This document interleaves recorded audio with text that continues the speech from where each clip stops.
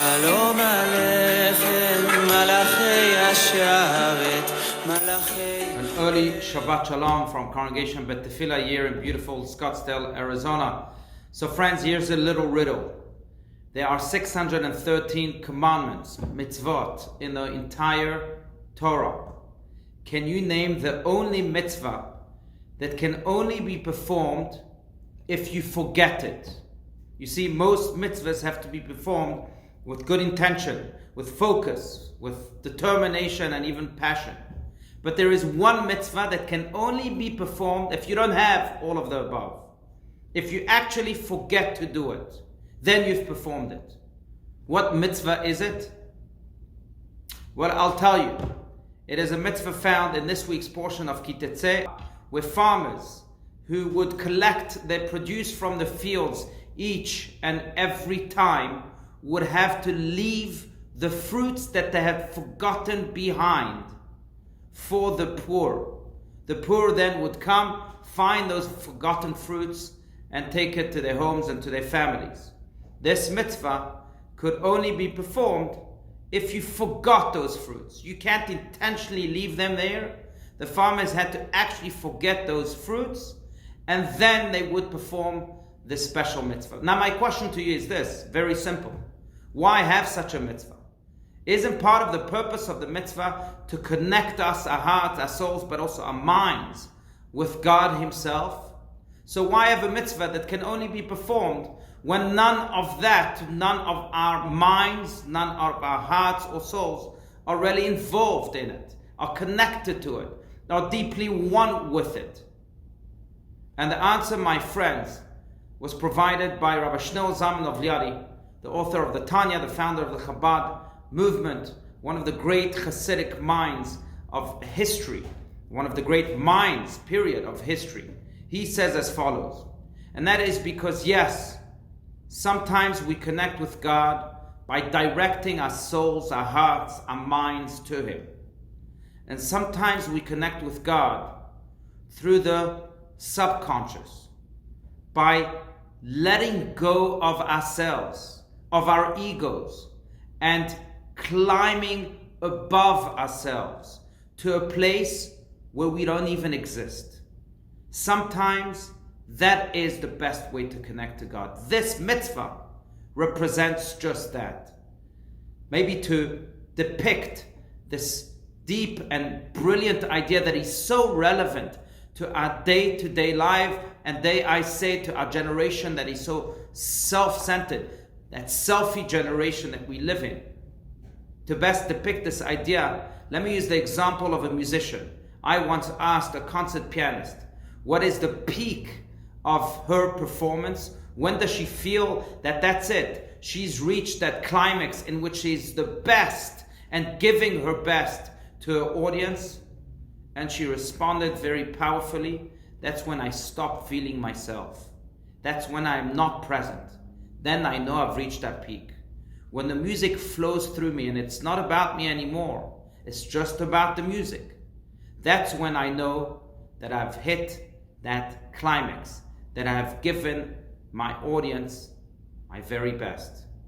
Friends, again, sometimes we can connect to the music of God by simply letting go of ourselves and allowing God to happen, allowing life to be orchestrated by God Himself through us, not because of us. That is what this mitzvah stands for. And again, I say that this idea is so relevant to our day-to-day lives because, yes, I know we like to be in control, we like to have our plan, and we should have a plan. We should have a schedule, knowing what to do every minute of the day. But sometimes spaghetti hits the fan, as they say. Things don't happen the way we want them to happen. Then what we have to do is just let go of that I.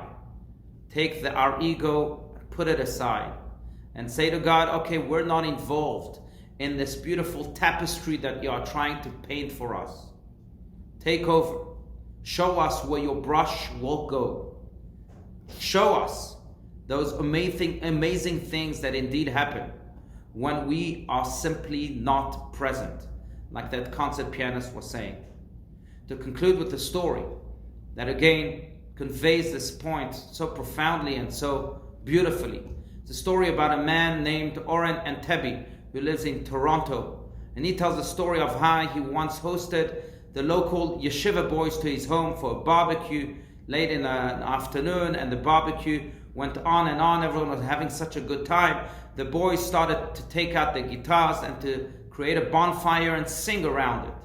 And before they knew it, it was already late into the night, and they were singing and singing, and everyone was happy except for one person, Oren's wife. She thought that, gosh, we're making too much noise in our neighborhood. Our neighbors are going to despise us. We've ruined our relationships with them. The boys left. The next morning, the phone rings.